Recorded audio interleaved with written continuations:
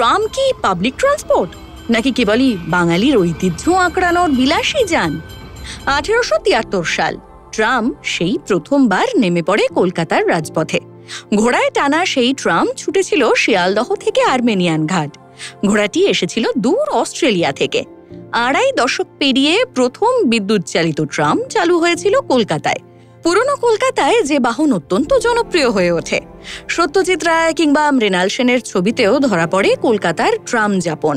কিন্তু আজ 2025 সালে দাঁড়িয়ে কলকাতার রাস্তায় ট্রাম স্টপ কিংবা ট্রাম লাইন দেখা গেলেও ট্রাম তেমন দেখা যায় না বিশেষ 2-1টা রুট ছাড়া।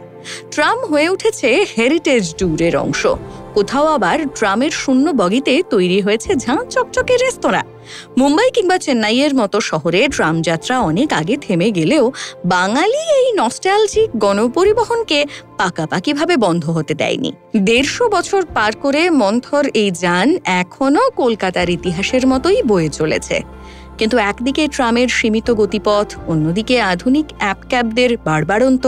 কেবলমাত্র ঐতিহ্য আঁকড়ে থাকার অজুহাতে কি ট্রামের অস্তিত্ব রক্ষা সম্ভব? ফলো করুন সংবাদ প্রতিদিন ডিজিটাল।